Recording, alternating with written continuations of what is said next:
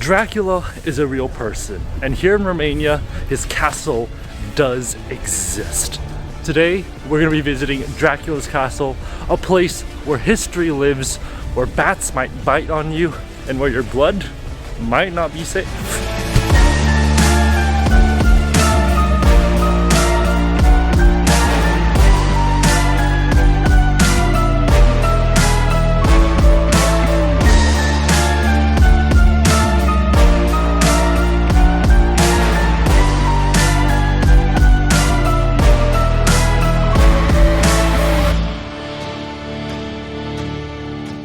Well, to get this day started, we've got to arrive here at the bus station in Brasov. This is Autogara 2.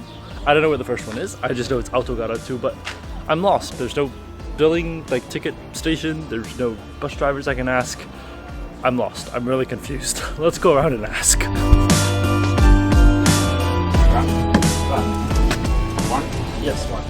20, 30, 40, 50 meșteri și cu 50 100.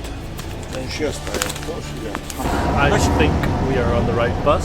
Let's hope everything goes to plan. But now, on our way to the castle of Dracula.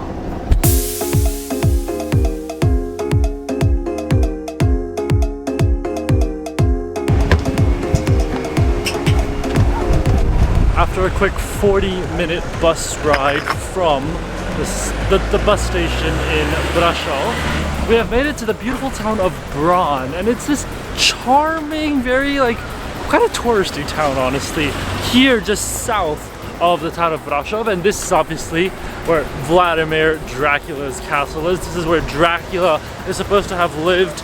I don't know where we're actually going. I thought the castle entrance was over there, but then somebody told me the actual entrance is somewhere else along the street over here, so I honestly have no idea where we're currently going. But I'm following these two backpackers, and they told me that it's this direction, so hopefully they're correct, and hopefully we'll actually get to see the castle today. Now, the entrance of the castle is this town here, Bran, and it's like the biggest touristy area ever. We'll explore it later a little bit more after we finish the castle, but if you notice, there's this line here right behind me of a bunch of people. That's the lines to buy tickets.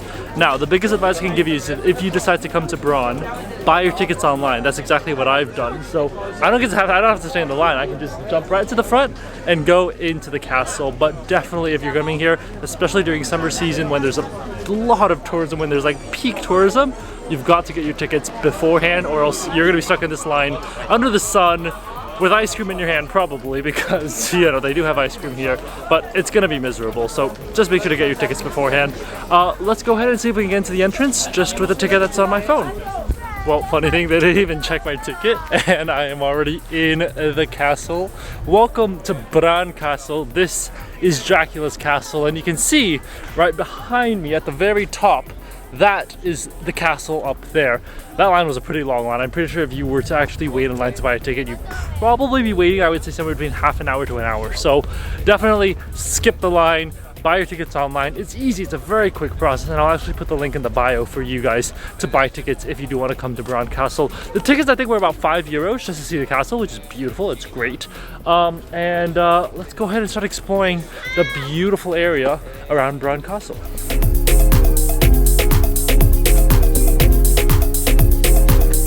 As most medieval castles are, the castle is located on top of a hill, so we've got a hike upwards. I don't know if you can see, but it is a pretty steep incline. I'm actually struggling to walk up here, but it is a hike up. It definitely is a hike up. The good thing is that you've got some trees here that are sort of shading, so they're sort of protecting me because the sun is right over there. So if there was no tree, no nothing here, then it would be a lot worse of a hike. But so far it's been pretty good. The weather's nice, it's breezy. I know the afternoon showers are going to come in later, but hopefully we'll make it to the castle and we'll have seen everything by then.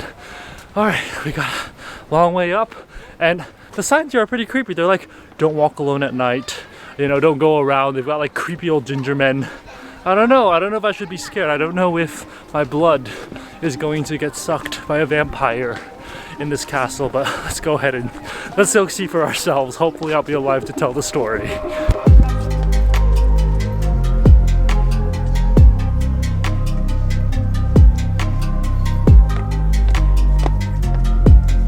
Now we've made it to the top. I mean, we haven't made it all the way into the castle yet, but we're almost at the entrance level of the castle. And right behind me, if you see, there's something that's really, really interesting. There's this cross right behind me, and I wanted to point it out because there's something really interesting about this cross. If you look, there is a dragon, and that's the coat of arms of Wallachia and Moldavia, which are the two sort of states out of the three, because there are Moldavia, Wallachia, and Transylvania. That were the three states that made up Romania back during the days of Count Dracula himself. But the reason this dragon is important is because he was a member of the Dragon Order. Dracula was a member of the Dragon Order, which was created by his father, which made him a prince and gave him the power to rule. So this is sort of a testament to that. Now there's a lot of history about it behind it. There's a little sign that tells you about how the cross was buried and sort of covered away during the communist era because, you know, they sort of wanted to destroy everything. But it was only unearthed in 2006 and moved here. So a good reminder of the history of Dracula, a good reminder of the history of the castle and Dracula and his role and everything, and the ancient kingdoms that made up Romania hundreds and hundreds of years ago.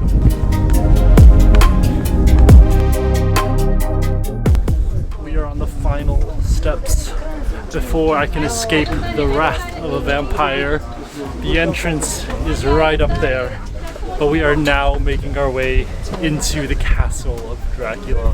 This is really, really interesting, but these might be my last living moments, so wish me all the best.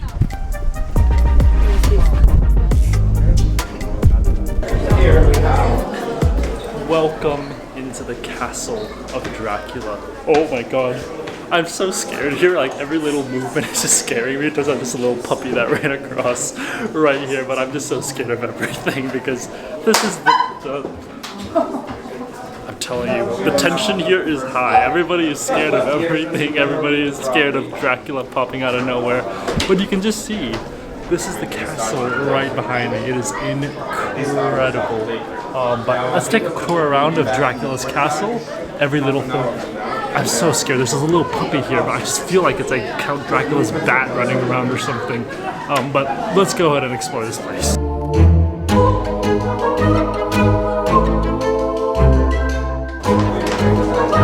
Alright, so I've kept mentioning that this is Dracula's house, that this is the castle of Dracula, but it's always realized that it's not just Dracula that lived here. This was a castle that was built in the 1300s, and many, many, many kings have lived here, many, many queens, many, many kings, and when you first enter the room, and then enter the castle, they actually have a room where they show you all the people that have lived here.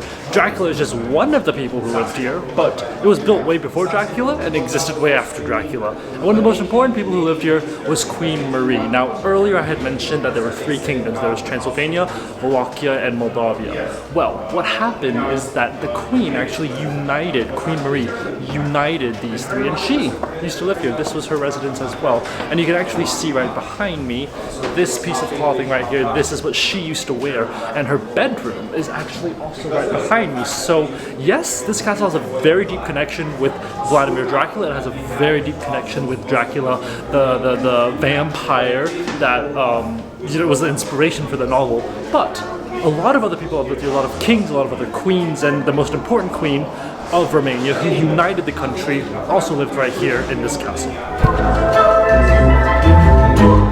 Alright, we've looked at a lot about Queen Marie, and her bedroom is right across there, but this is the story of Dracula.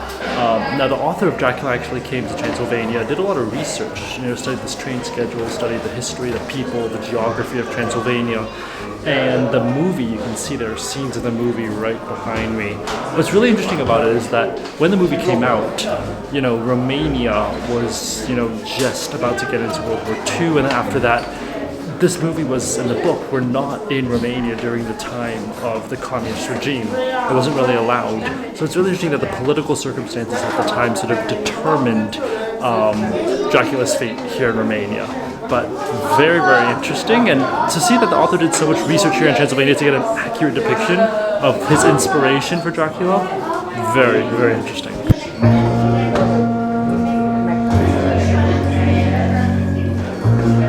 The room right behind me now, this used to be the chapel.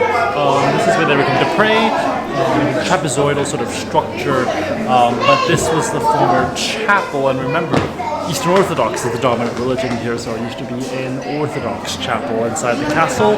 Very convenient for the king or queen living here just to come here, pray, and go about their day.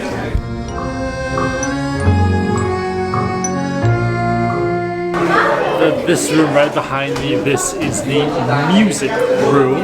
And this is where Queen Marie would actually spend a lot of time. She loved listening to music here. She loved listening to Romanian piano and other instruments. And you can see there's actually a piano still there inside the room. But it's a very big, beautiful music room. It's just very, very simple, I would say. And you can see there's a lot of books and everything. There's also a fireplace that was installed so you can listen to music while being warm in the wintertime, because it does snow in Transylvania. It does get pretty cold in Transylvania during the winter. So it was a comfort to sort of have a fireplace and have music and have drinks and everything late at night here in the castle here in Bran. It must have been a very luxurious life for the queen, but I mean, she was the queen of Romania, so I guess she deserved it.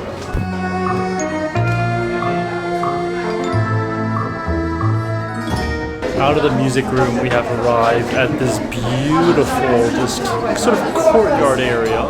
This used to be the dining hall, the outdoor dining hall. So during summer, on a day like today, when it's nice and breezy, it's beautiful, this would be where they would come out and have dinner. And it's a great place. I mean, I think you can see the view of the castle with the mountains in the back.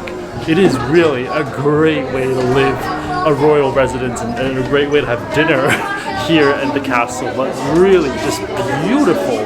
Honestly, being a king or a queen in Romania sounds pretty good right now. I mentioned earlier that the castle itself was not built in the time of Dracula or built in the time of Queen Marie. It was built way before any of that. It was built in the 1200s by the Hungarian king as a sort of area to protect God, because there would be trade that would come in, and it would be sort of a customs house and a trade house.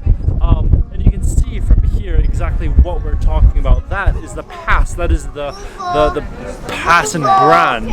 And you would see commerce sort of come through, and they needed to build this castle to protect against those who would pass through the valley for commercial reasons. That's why it was so important. That's why it was so important that they built this castle right here at this specific location. I mean, once you see here, you see the geography of it with the mountains and everything. It makes sense to build the castle here. It makes sense to protect the merchants who are going to pass through here, who were vulnerable to attacks and such.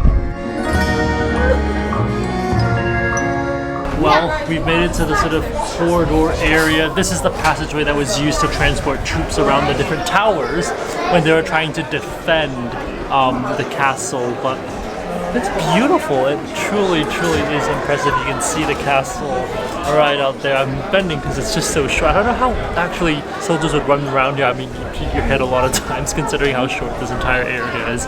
But it's definitely a beautiful little castle. And just a lot of history. Just walk around the rooms, see like the different places, the dining hall, the bedrooms and everything.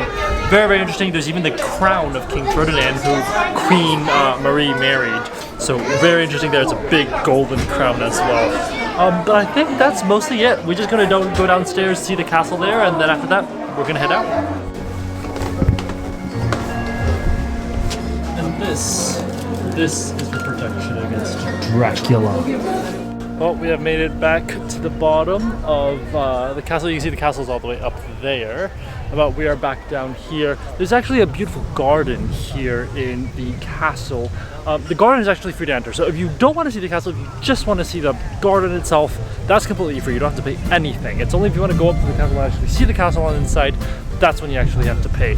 But I love the castle. I think it's definitely worth a visit. It's very historical. It tells you about the history of the castle, the history of Romania, you know, Queen Maria, Dracula as well, but very, very historical, a lot of historical items that are there. And it's just a really beautiful place, especially inside the castle, to take a look inside. But we're just gonna walk around the garden for a bit. You can see the garden is beautiful. It's got all these trees here. You've even got a little bit of a water feature. There's fishes inside. Doubt that there are fishes in here. But you can see there are wedding shoots here going on. So it is a beautiful place just to hang out and sort of enjoy the afternoon breeze here in Transylvania. Before entering the castle, I had mentioned that there was a market, like a souvenir market, that was at the entrance to buying the tickets for the castle. And I said we would explore it once we were done with the castle, so that's exactly what we're going to do. Right behind me, this is the souvenir market here in Bran. Let's go check out what souvenirs they have and see if there's anything that's worth it.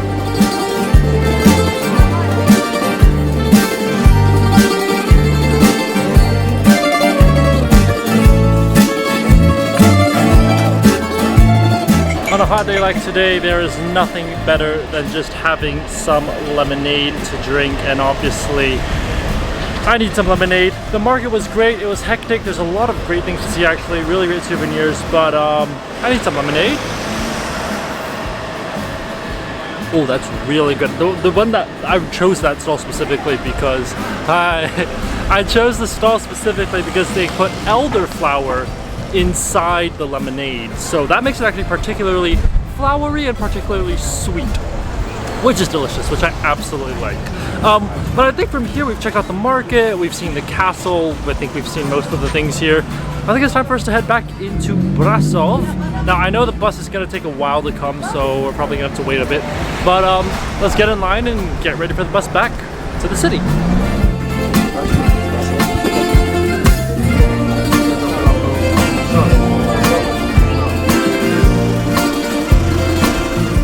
Quick 40-minute ride later, actually not even 40, more like 30 minutes. We're out of Bran and we're back in the city, Brasov.